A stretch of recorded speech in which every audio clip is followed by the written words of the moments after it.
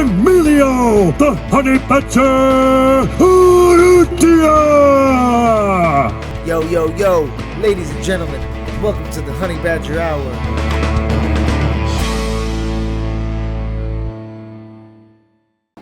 Ladies and gentlemen, welcome to another episode of Honey Badger Reacts. It's your boy the Badger, and we are back. Oh my God. The Matrix has broke, ladies and gentlemen. The Matrix is officially broken. We just finished watching Francis Ngannou take on the world heavyweight champion, 33-0, the undisputed heavyweight champion of the world, Tyson Fury, and our boy, 0-0, representing MMA.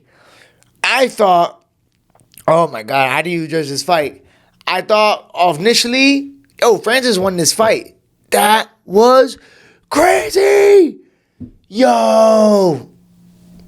What did you guys think? Did you guys see this fight? Whew. I needed a minute to process that one. What's going on, y'all? Man, we just finished watching Tyson Fury take on Francis Ngannou in a crazy show. They had that fight, and they just made that brand new arena in the beautiful Saudi Arabia. Oh my God. Everybody was wrong. Everybody got this one wrong. Tyson Fury comes out looking a little bit sloppy. I'm not going to lie, bro. Tyson Fury looked a little bit off, man. Oh my God, different fighter than Tyson, I guess, because he's been getting ready for Deontay Wilder for the last 3 or 4 years. So this was a whole different animal. Francis Ngannou came in there with the game plan, looking tight, looking strong, ready to go, fit.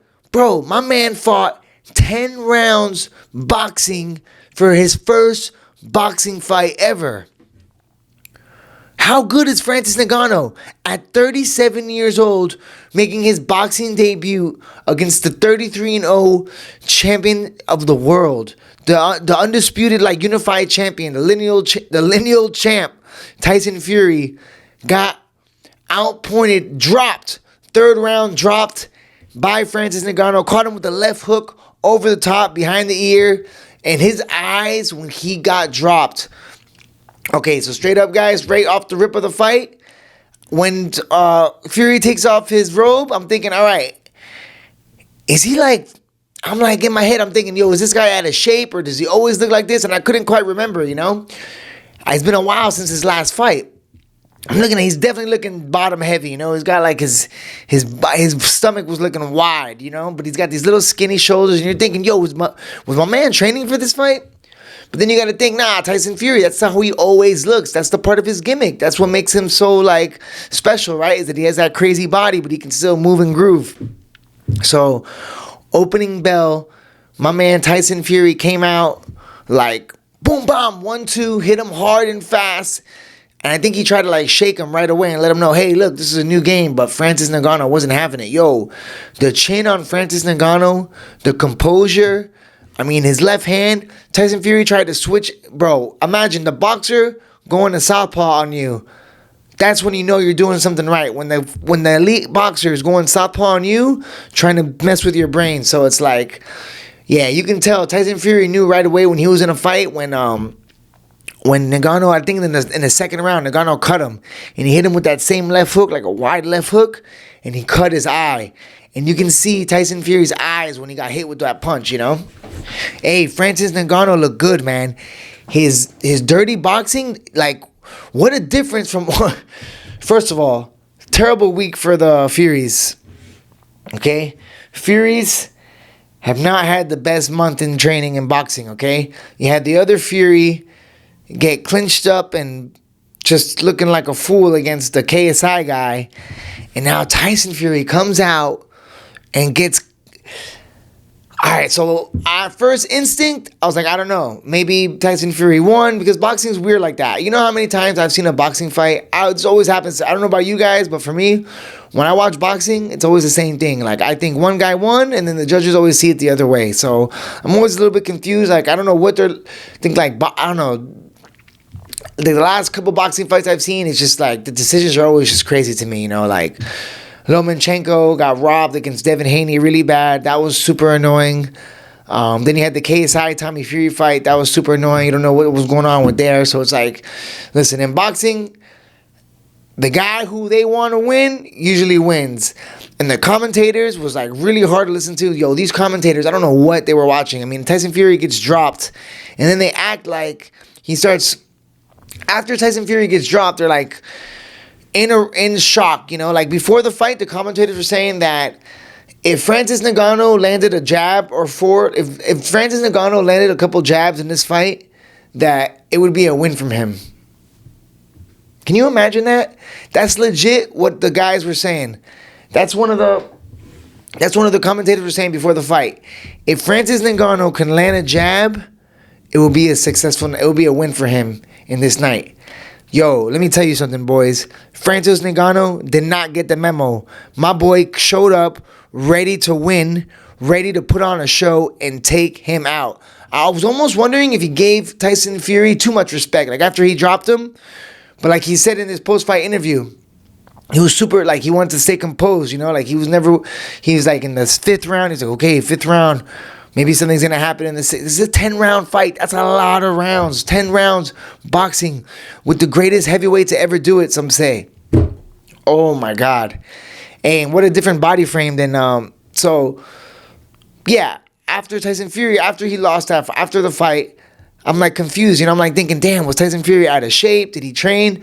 So I rewatched Tyson Fury versus Deontay Wilder, and let me tell you something, Ngannou must have done his homework, because Tyson Fury, one of the strikes he was throwing a lot versus Deontay Wilder, he was throwing the left hook, right hand, left hook, right hand. He kept opening up with that like touch left hook, right hand over the top.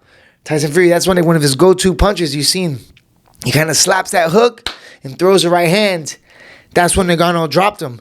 Ngannou dropped Tyson Fury after he threw a left hook right hand, and Ngannou came with the left hook over the top. Boom, right behind the ear. So some people could say what they want, you know, like he's got the power, but I'm pretty sure he was looking for that punch, because he was looking for that left hook all night long. That's what he cut. He cut Tyson Fury with that left hook.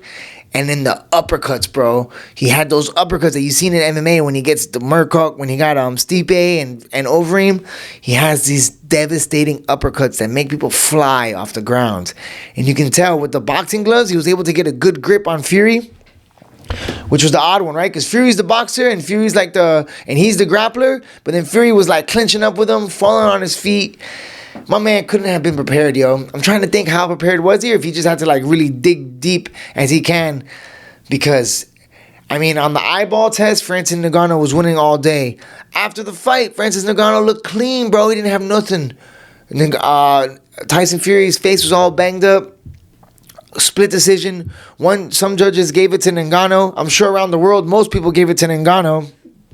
So, wow. What did you guys think, bro? What did you guys think? And now Tyson Fury is going to fight Usyk next. What happens in that match? Do you think Tyson Fury should give Ngannou an automatic rematch? Or do you think he needs to fight Usyk next and get that one, settle the score there, and then go back to Ngannou? And now, guys, what's next for Francis Ngannou? Does he go back to MMA? Bro, do you want to see Francis Ngannou fight MMA and PFL and possibly lose? Or does he rack up another big fight against another top heavyweight? This is crazy. The Matrix is broke, ladies and gentlemen. All rules, all laws of nature, everything you thought, throw that shit out the window. It's 2023. It's a whole nother world out there. It's a different ball game. What we thought was impossible is now possible. Okay, these crossover fights. Finally, MMA gets a big win. One time for MMA getting a win. How often do the MMA fighters get a win? We've been getting trashed. They've been slashing the MMA name through boxing. They fucked around. Hey, y'all fucked around and found out. Y'all picked the wrong one. Let me tell you, boys. Francis Ngannou was not the one to play with, boys. So, hey, one time for the home team. MMA making a big run. We lost to Mayweather out of his prime against a Conor, okay? Jake Paul's out here trashing us, making us look terrible. Anderson Silva, Tyron Woodley, Ben Askren. Oh my God, bro. Nate Diaz, like 2 formidable strikers in MMA. Taken out by Jake Paul, of all people. Jake Paul, who lost to Tommy Fury, who we thought lost to KSI. This doesn't add up. Hey, that's fighting, yo. You never know until you square up in the ring, right? This is crazy, boys. Stylebender made a nice post. He was mentioning he was there in the fights. Hey, when Ngannou came out, he came out with Usman, Stylebender, the 3 kings coming out, representing for the MMA throne. All right? And then when Fury came out, oh my God.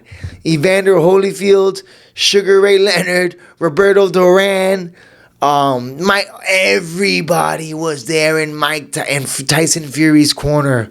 How crazy. The boxing guys are gonna feel crunchy tomorrow. Tyson Fury, did he drop the bag? What do you guys think, bro? Did Tyson Fury let down boxing, or is that just a sport? That's just the world we live in. That's fighting. You never know. You can't ever underestimate anybody. So, Francis Ngannou technically loses. My bad, guys. I'm out here talking like if he won. He lost a decision, split decision loss to Tyson Fury in a razor-thin close fight, in a fight that, besides the Furies, everybody I know is saying Francis Ngannou won. So, what do you guys think? What is next for Tyson Fury? What is next for Francis Ngannou? And how good is Francis Ngannou that at 37 years old, he makes his boxing debut? And he said on the podcast before, on the Joe Rogan Experience, he had an unbelievable episode with Joe Rogan where he talks about escaping Cameroon 3 times to get to France. And he spoke about how he always wanted to be a heavyweight boxer. He was like, can you imagine Francis Ngannou at 18 making his pro boxing at 15, 16, 17 years old? No wonder Mike Tyson saw himself in him, because he's like built like Mike. He was the complete package. That is a legit, bona fide heavyweight. 250 pounds, not an ounce of fat, legs, the body, everything to match. Where it was like a kind of a big difference for Tyson Fury, right? He was used to Deontay Wilder, skinny legs, top heavy, power puncher. Where now he's going with a guy that can grapple, a guy who's strong on the inside, was able to push him around, throw him around, made him look like the sloppy guy. He was fighting like the bigger fighter, walking down Tyson Fury, had his hand up the whole time. And the most impressive thing is when Tyson Fury switched to southpaw, Ngannou switched to southpaw and fought him southpaw, hit him with the straight left a few times. Wow. I'm in awe still, guys. I'm still like flabbergasted by that. So, Francis Ngannou with a huge win. Oh my God. A big W in my book. I just rewatched the fight to make sure. Before I did this video, I had to rewatch and double check. And 1000%, I think Francis Ngannou takes that fight. He wins the fight. In a rematch, let's see if it's a big different story. Let's see if Tyson Fury uses his boxing IQ, and if maybe Francis Ngannou this time doesn't show him any respect and goes straight after him. Wow, wow, wow. Ladies and gentlemen, Honey Badger Hour reacts. Francis Ngannou, Tyson Fury, the Matrix is broken. What is next? Leave a comment below. Like and subscribe. I will leave some more gems for you guys right here. Bam. All right. Bam. Some more Honey Badger Hour. Click those links. Support the journey. Follow the hustle. We love you guys. We are